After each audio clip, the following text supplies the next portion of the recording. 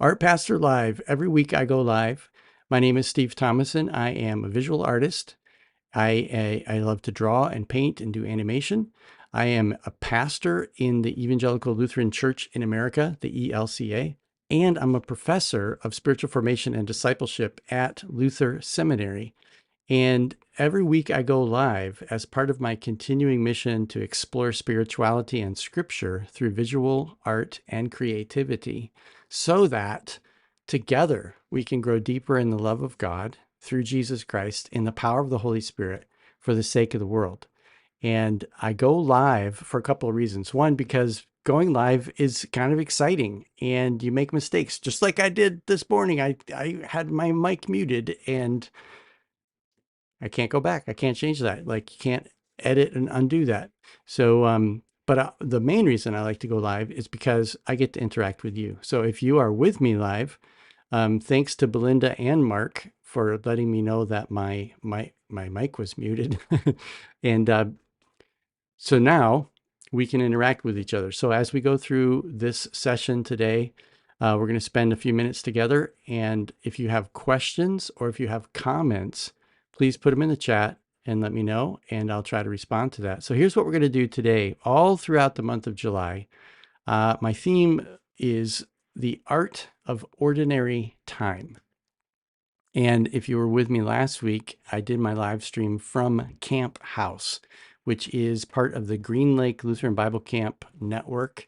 And it's a beautiful little camp up on George Lake or Lake George, about a half an hour north of Two Harbors, Minnesota, and Duluth. And it had a great time up there. You can check out that live stream on the YouTube channel from last week. And I interviewed Pastor Reverend Dr. Jules Erickson about spirituality and pottery. And so this week I'm back home. I'm in my home studio, a little bit more of a controlled environment. And what I want to do today is a few different things. I got some great things planned for you today, for us today. The first thing I want to do is share the artwork that I did last week, because at Camp House, I was the artist in residence. And part of my job was to create art throughout the week, just as a source of inspiration for people. So I did a bunch of plein air painting in gouache and in pen and ink. And then I did a pencil drawing of a dragon because it was raining one day. And so it was really fun. So I'm going to share all of that artwork with you and kind of talk about it. And then the second thing I want to do is I want to show you the setup that I used. I have a pochade box that I want to demonstrate, just show you how it works. And then at the end of our session, if you want to stick with me, I'm going to do a live pencil drawing today with real pencil on real paper, not digital art, because I just want to get raw and real with the art this month. So the Art of Ordinary Time is all about experiencing God in the ordinary rhythms of life. And for me, as a visual artist who loves to draw, loves to paint, drawing and painting truly is a contemplative practice for me. And it is a way that I connect with God through creation and through just observing nature, observing life. And so I'm gonna do a drawing, I'll do a little portrait for you in pencil today. So that'll be fun if you want to stick with me.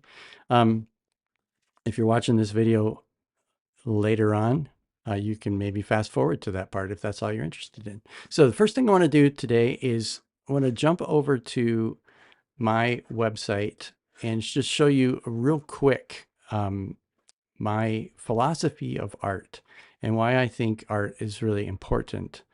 So let me switch over here to my website, and I'm going to turn off the music for just a second. And on Instagram, switch over to my website. So if you go to artpastor.com, it takes you to my main site. And if you click on art, you'll see that I have my philosophy of art. And I think this is really important, especially during this Art of Ordinary Time. For me, drawing is seeing. Because when you draw something that you're looking at, you have to really slow down and pay attention to what you're looking at. So drawing is seeing.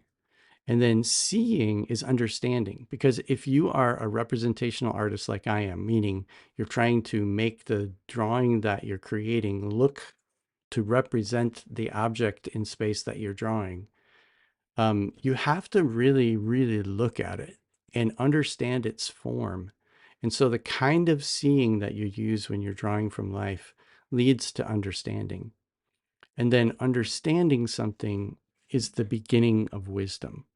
And we've talked before about that wisdom, the actual meaning of wisdom is being skilled at something, having the skill. And so for me, drawing is the skill of observation, seeing life, representing life. And then it's a contemplative practice for me because when I look at an object, I am connected to that object through my eyes. And then as I take in the object into my body, I'm present with it. And for me, that's a very spiritual connection because God is present in everything. God created that thing that I'm looking at.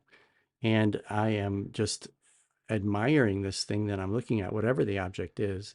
But then as I try to translate that object, it moves through my brain and into the muscles of my arm and hand, through the pencil or the paintbrush that I'm using, and then it transfers to the canvas and it becomes a representation of the thing that I'm looking at, which is like honoring that thing. And then it creates this spiritual loop. And so for me, that's one of the reasons why drawing and painting is a spiritual practice and a contemplative practice. So that being said, what I want to do now is just share with you a Google Doc, and I will put a link to this in the post that will come out of this live stream. It's so that you can look through this. But I just want to quickly walk through the art. And if you have any questions or comments about each of these pieces, feel free to ask.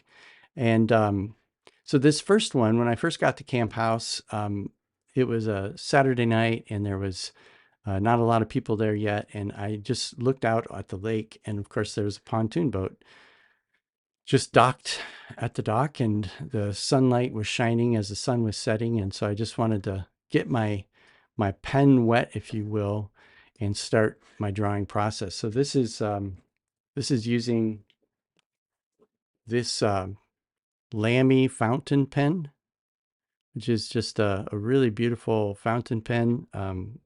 Ink flows nicely. So then on Sunday morning, I got up and it had been really cold and rainy the night before.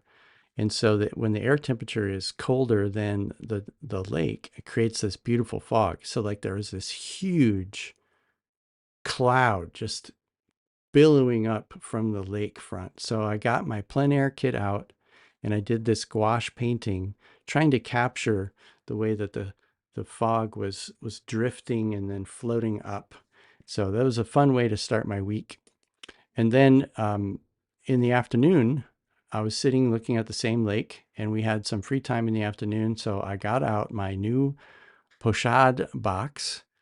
And a pochade, that's what this is right here. A pochade is a French word that just means pocket. I mean, literally means pocket. And so a pochade is a small painting that you do typically in plein air, which means outside.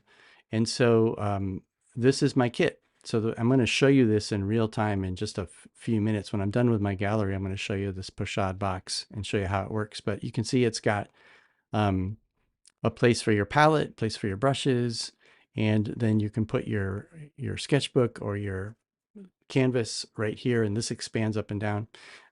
So whenever I do plein air, I always like to take a picture of the setup so I can remember what that looked like.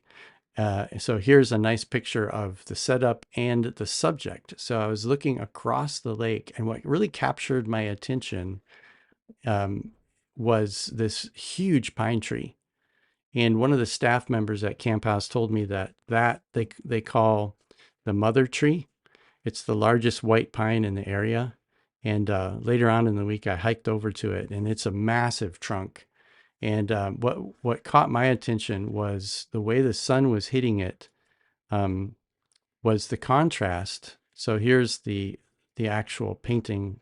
Well, this is not the actual painting. This is a photograph of the painting. But what I loved is the contrast of light and dark, because there are these really, really dark shadows, and then the highlights of the branches just popped against it. And then another thing I loved about this lake, which is common in most northern lakes, is you've got all these aspen and birch trees, these like these white trunks that just are like little highlighter lines all throughout the trees. So that was the afternoon of that Sunday. And then another thing that I was doing, I was holding workshops throughout the week and helping people and just explore their spirituality through mark making. And I love doing Zen tangles. And so I taught a bunch of people how to do Zen tangles. And I've done Zen tangles on the live stream before. And this is one that I did. It was Sunday afternoon. Some families had left, some new people hadn't arrived yet. So I had this beautiful period of time where I was all by myself. And so I was sitting inside the main room looking out over the lake in this large window. And I just took the time to do a Zen tangle. And this one I really like the way it came out. It's very intricate, and was able to use colors, markers. And for me, a Zen tangle is very contemplative, because you're not trying to represent something. So that, there's debate back and forth whether contemplative art can be representational or not, because you use a different part of your brain when you're doing representational art. Like when I was looking at the tree, I was thinking about form and light and shadow, which I think is contemplative, but some argue that it's not. But this form of art, this Zen tangle, is really more of an abstraction. And so what I love about Zen tangles is that when you create them, when you start creating one, you don't actually know where it's going. It's an adventure.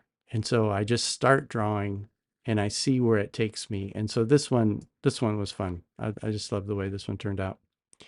Um, and then later on that day, as the shadows were getting longer in the sky, I decided to, no, actually, this one was Monday morning. This is the next day. I got out my kit again, and there was a cabin on the lake. So all the cabins at Camp House are these vibrant Kelly green.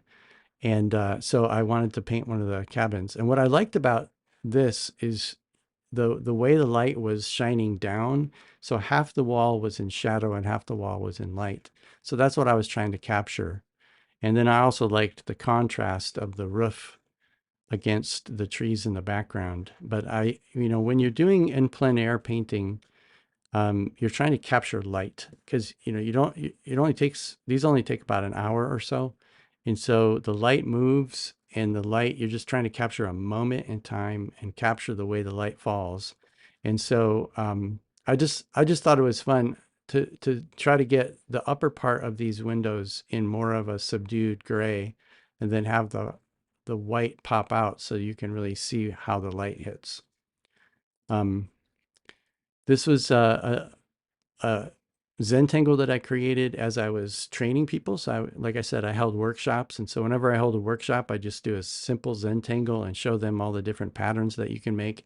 And it was super fun. There was this one family there that had small, young children, and they had this one boy about 7 years old, and he just got really, really into the Zentangles.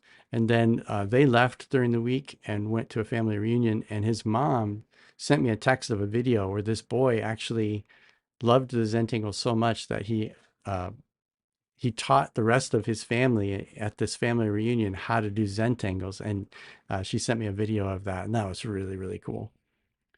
All right, here's another sketch using that same Lamy Safari fountain pen of the pontoon boat from a different angle, and trying to capture people. And so when you're drawing from life and people don't know that you're drawing them, of course, they're moving around. So one of the challenges of plein air sketching is to capture a moment in a certain pose of the body, and capture it in life, so that so you have to actually know your anatomy, and and practice these things in order to keep that snapshot. So that's part of the exercise of doing plein air sketching. Another Zentangle, which I thought was really fun. Um, and then a couple days later, there's this brick pizza oven right in the middle of the campus, and it caught my eye as soon as I got on campus. And I was like, I got to paint that thing. And we got to actually create. We got to create our own pizzas, make our own pizzas. You got a ball of pizza dough, and you put all the fixings on it, and you run it out here, and they fired it up. So it's a wood fire brick pizza oven. It's really cool. And so this is the painting across the double page spread. And then I got tight on it to do a square. And so what I liked about the brick oven was my challenge was I wanted to try to capture the way that the smoke had charred the brick around the oven. So here the oven door is closed, and all the brick, and then you can see there's all of these cool like mosaics patterns in the brick. So anyway, I just had a lot of character. And then there was one day that was super cold and rainy. And so instead of going outside, I decided to set up, this is an 18-inch by 24-inch piece of paper.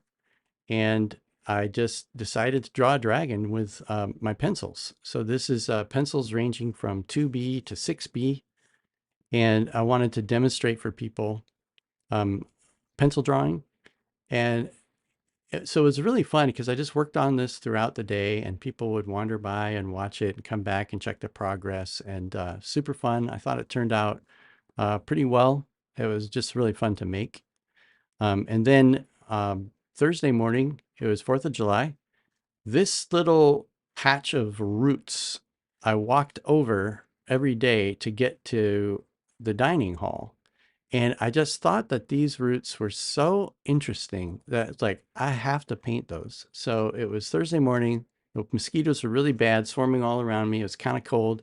So I was all bundled up with thick clothes and thick socks and my hoodie cinched around my head, and sprayed lots of bug spray around my face, and painted this intricate network of roots. And I wanted to share this with you because just to show that like anything can be a subject for plein air art, for plein air painting. And I just think there's beauty in everything. And I loved the different colors and textures that were in these roots, and the way that they were so gnarly and twisting, and the fact that this is a living organism. It's just fantastic. And then our musician and artist, our musician in residence, uh, asked me during his concert, asked me if I would create a piece of art live during the music. So he spent about an hour leading us in music, and I painted this with gouache. This is, I think, 11 by 14. And I painted this while the music was going on. I didn't have a sketch. I didn't know exactly where I was going to go with it. It's kind of abstract, but the passage that we read was the creation story of Genesis 1. Where in the beginning, God created the heavens and the earth, and the Spirit of the Lord hovered over the surface of the deep. And so that's what I was trying to capture in this image. And then this gives you kind of scale. There's this old beat up piano sitting in the room. And these are the three pieces that I just showed you to show you the size of them. So there you go. So that is the artwork that I created. And so what I want to do now is I want to pull my, let's see, I got to get my art cam ready. I'm going to pull my art cam around, and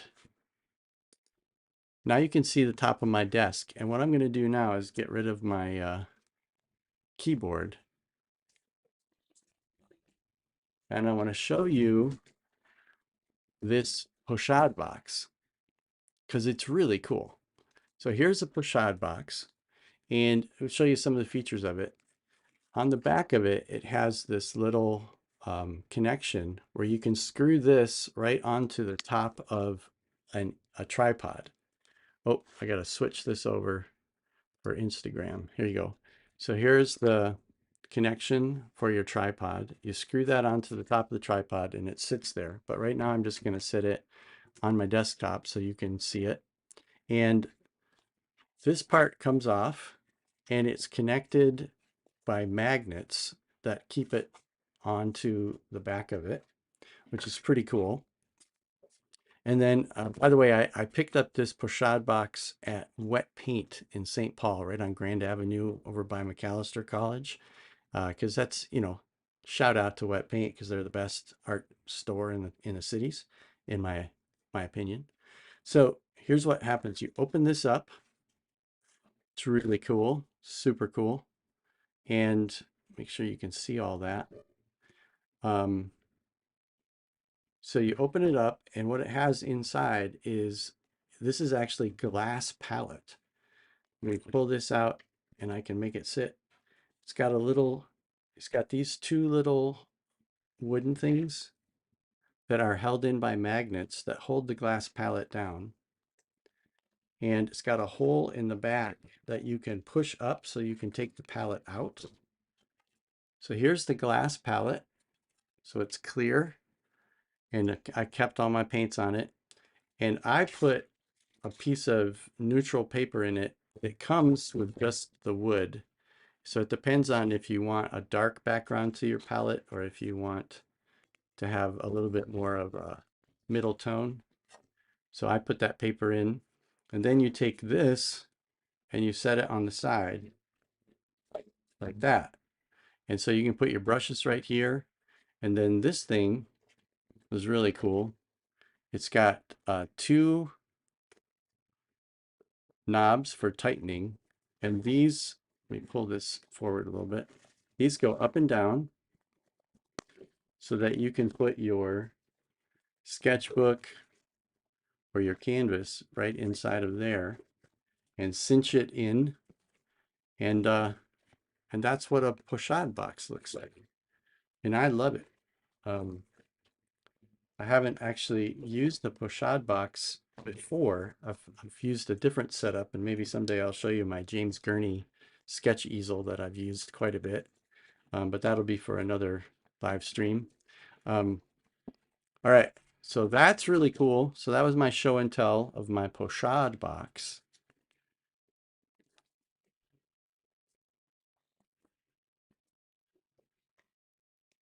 So now what I'm going to do, oh, I didn't put the little wood pieces back, so I have to remember to do that.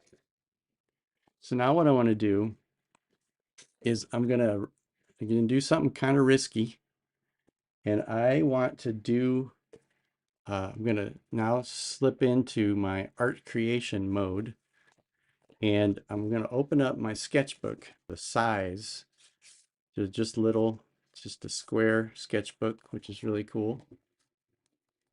There's Mother Tree, and there's that cabin. And there's my pontoon sketch. Here's the brick oven. Very cool. There's my roots. So now I'm going to come to a blank page, and I'm going to switch my mode here, because I do a lot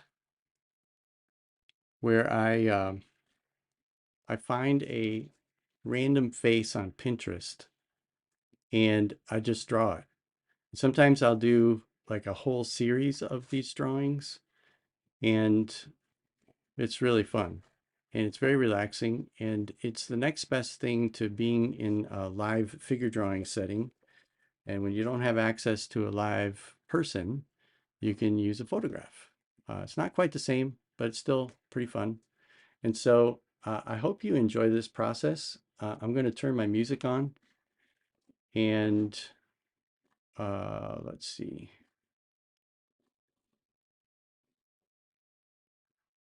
Just realized that I got to put my music in here for you real quick.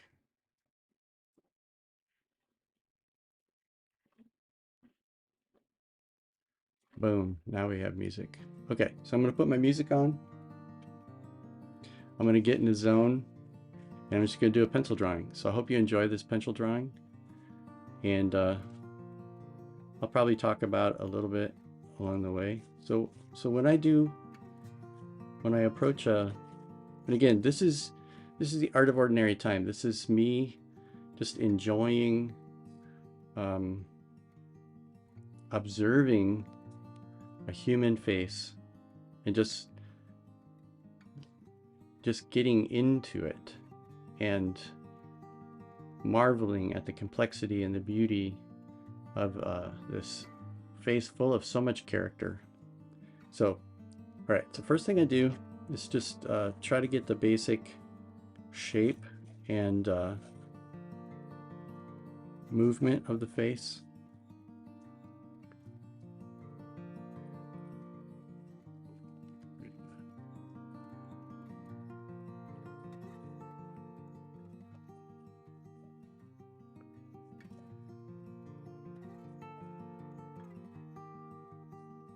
This is my first time live streaming actual physical art as opposed to digital art. It's a very different experience, and hopefully it's going to be a good experience for you.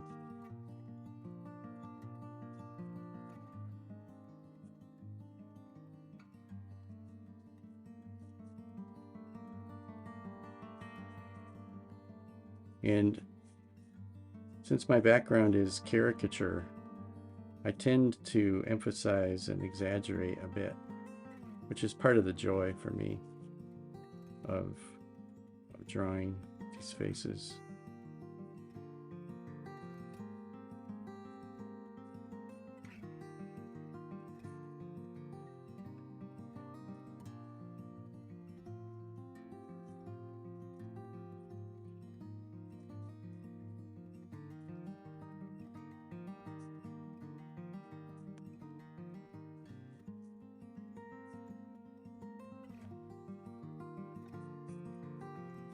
You can see I'm holding my pencil like this because it allows me to move more with my shoulder, because a lot of people draw like this, but if you hold your pencil like this, you can get really constrict and switch the position of my hand when I get into the detail. But right now I'm just trying to get the basic shapes and the flow and the feel.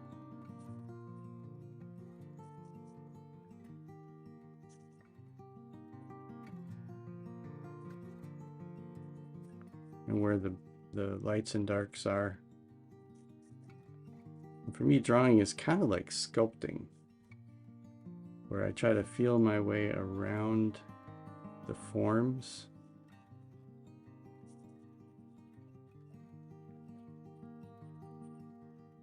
Which, if anybody who's watching this who knew me as a caricature artist, this is the opposite of how we drew caricatures, because we would just make bold lines and bang, crank it out. But this is a very different discipline than drawing caricatures for entertainment.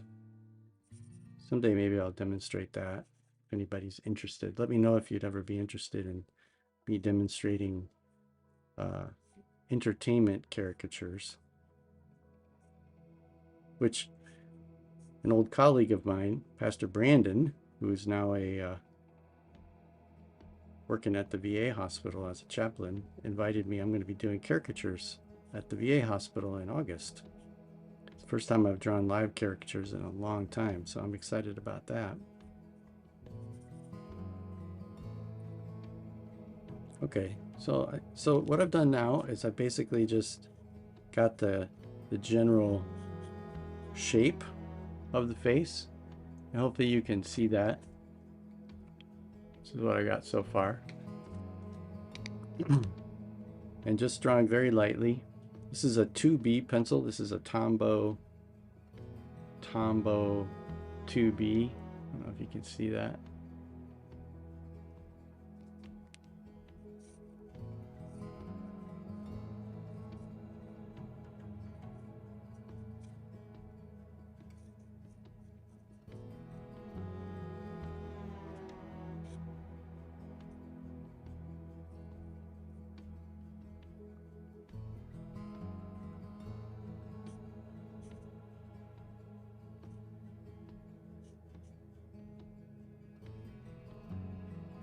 Okay, now I'm going to start getting a little bolder, and another thing I like about this drawing is that, like, he just disappears. Parts of his body, parts of his face just disappear into the background, and I love that kind of photography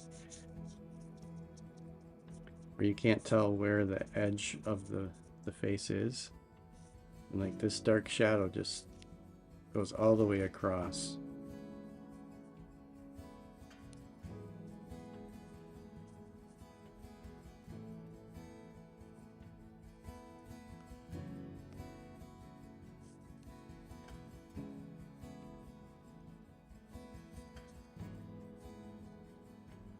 I'm using the edge of the lead to get nice, big, bold darks.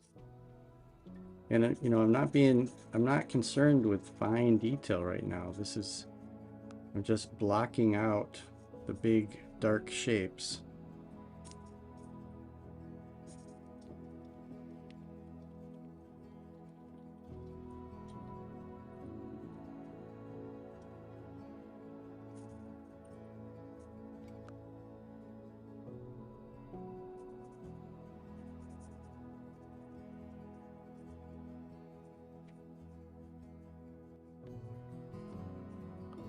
Now I'm just going to indicate the movement of that hat and the patterns in that hat. But I don't care about the details of it right now. I just care more about the movement of it.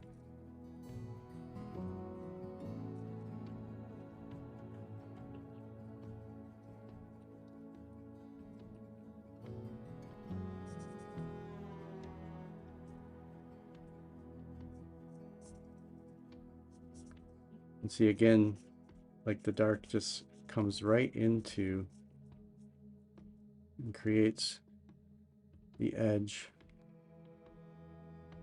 So I'm using the edge of my pencil just to carve out that chin line, which is really fun. Now I need to sharpen. So I've got this nice little Stadler sharpener. It's got two holes. It's got a small one for a graphite pencil and a bigger one for bigger pencils. Just a hand sharpener.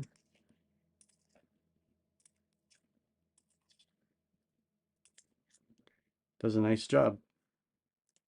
Put that right there. See, I was getting some scratching in my darks because the edge of the wood was working there. Okay.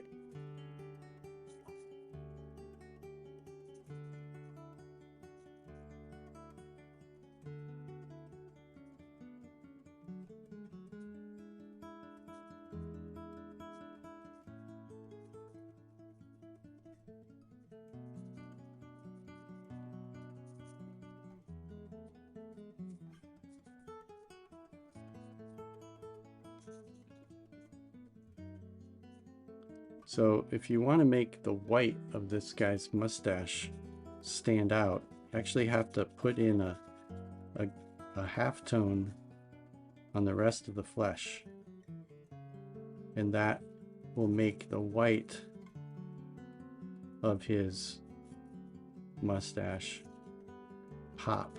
Because remember, drawing is really about light and dark and finding contrast and shapes and forms with light and dark.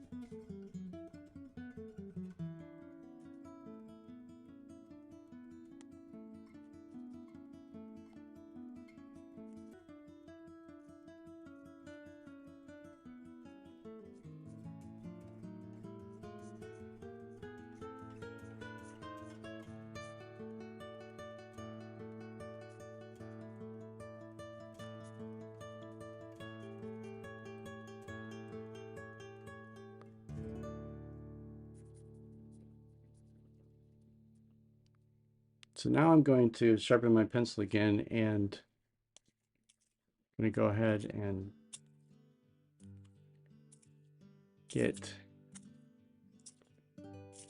start doing a little bit of detail on the eyes. Oh, see, sometimes that happens. Actually broke the lead off in the sharpener.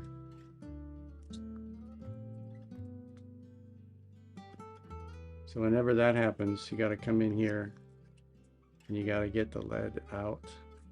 Get the lead out. Clear?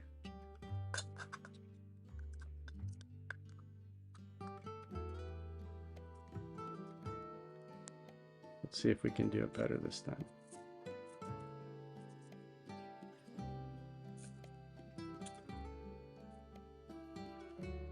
Sometimes that happens when you have too many shavings inside of the canister, and it catches the lead. So lesson learned. Make sure you empty your canister. Okay, so now what I'm going to do is now I'm getting a little bit more detail, so I'm going to hold my pencil like this, and I want to capture the shape of that eye, because I just think that eye is so interesting.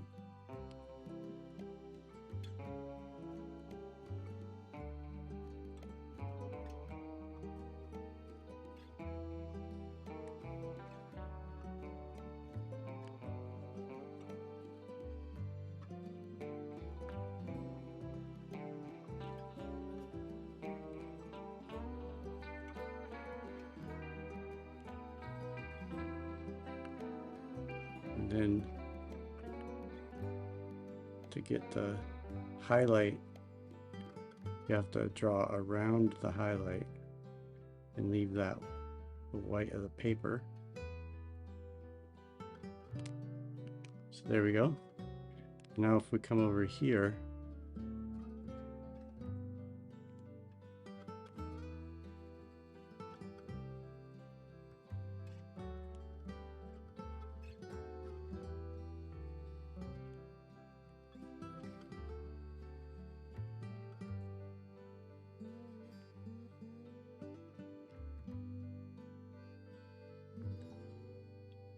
now what's really interesting about this eye is that there's actually space between the bottom of the iris and the lower lid.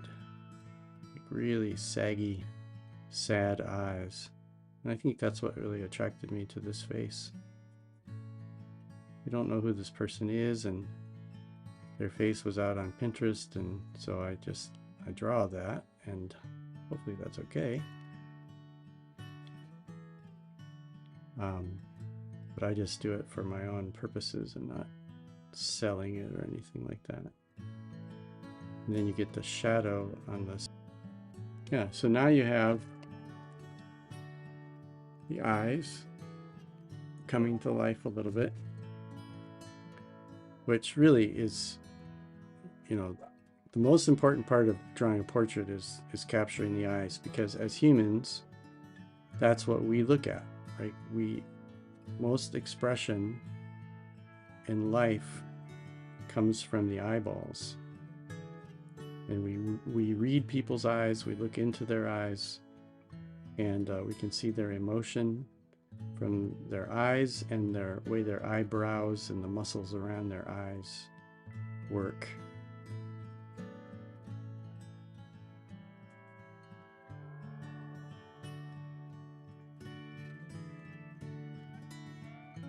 And then you start sculpting. Now notice how you can just see a little bit of the highlights of his eyebrow, and then it goes into almost pure dark.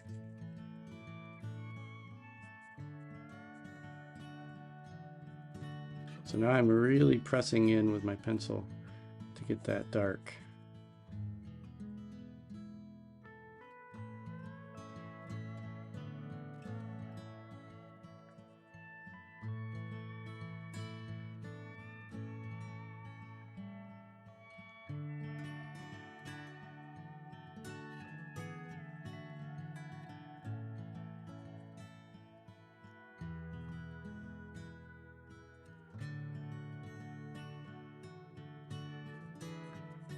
Such an interesting shaped nose.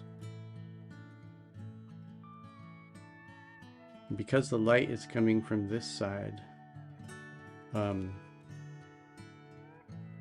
me see if I can get you a little bit tighter in. There we go.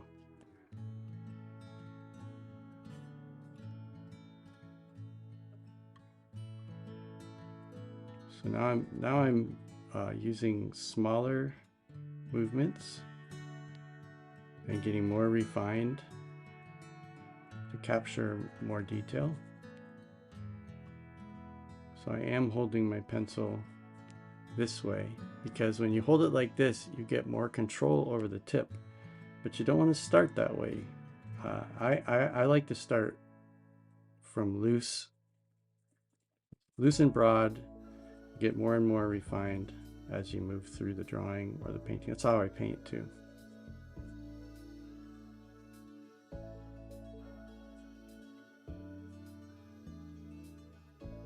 And again, I don't care about all the details. I just want to indicate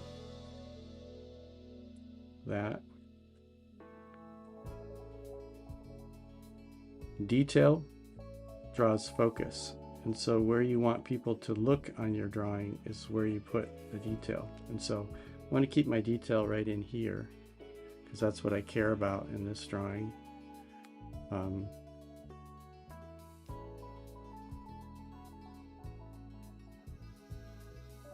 Again, in order to make the mustache contrast and really pop, you have to make sure that this shadow underneath the mustache is really dark.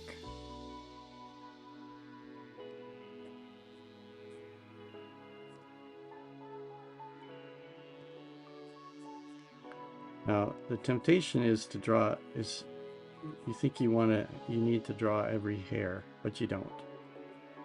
You just need to indicate movement of hair.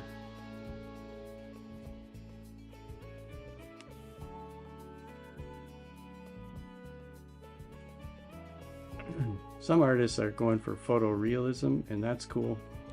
I honestly don't have patience for photorealism. I like a gestural representation of the subject.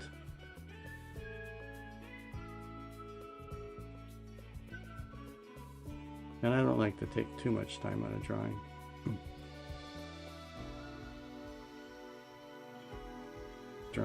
And what I like about drawing is on this side of the face, it's the darkness of the face against the light of the shirt in the background that forms the contrast. But on this side, it's actually the darkness of the neck against the light of the chin that creates the contrast in the form. So that's just, I find great joy in that little thing. Those are just observations of life. Because remember, drawing is seeing, seeing is understanding, and understanding is the beginning of wisdom. So this shadow really tucks underneath that mustache.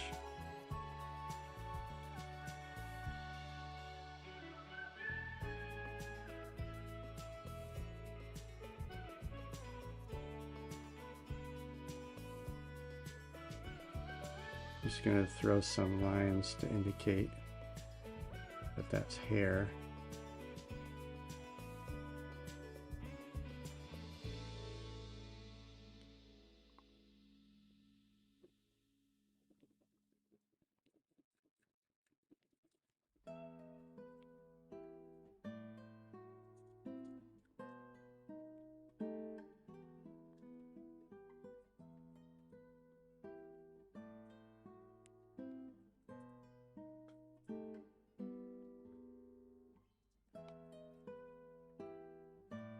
Indicate some direction lines here.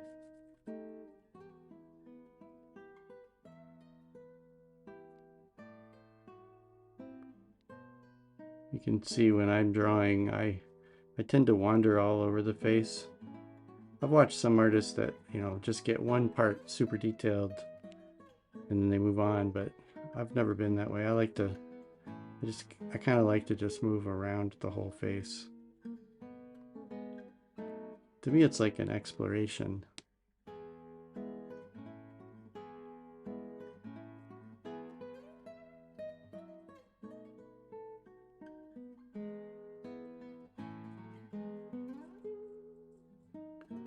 Okay, I think I'm just gonna spend a couple more minutes on this and then call it a day for this.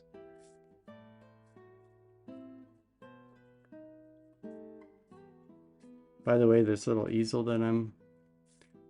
tabletop easel that I'm doing is something that my dad made for me about 17 years ago when I first moved to Minnesota and I was on my own as a freelance illustrator. And I was using a digital tablet that didn't have a screen on it. It was not a Cintiq. And so I leaned my digital tablet on this in front of my monitor. And I spent many, many, many hours with this little tabletop easel. So I'm glad to share it with you today.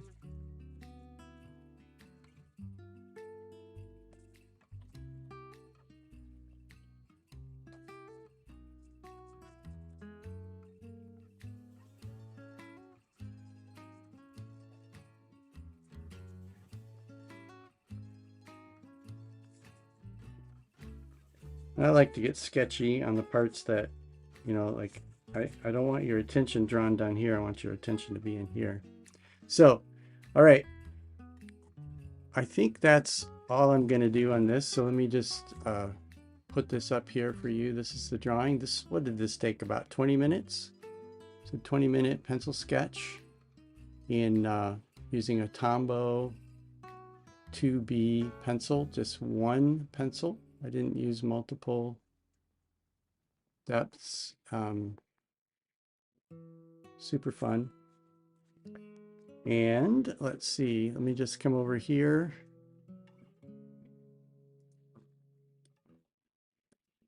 And I just want to say, hey, thank you for joining me today. It's been great to be with you today. We had fun looking at Camp House photos of my artwork from Camp House. We got to see a pochade box explained, and hopefully you enjoyed watching me sketch this face. And again, I'm Steve Thomason. I'm the art pastor. I'm exploring spirituality and scripture through visual art and creativity so that we can all grow deeper in the love of God through Jesus Christ in the power of the Holy Spirit for the sake of the world. Every Thursday I go live, and thanks for joining me, and we will see you next time.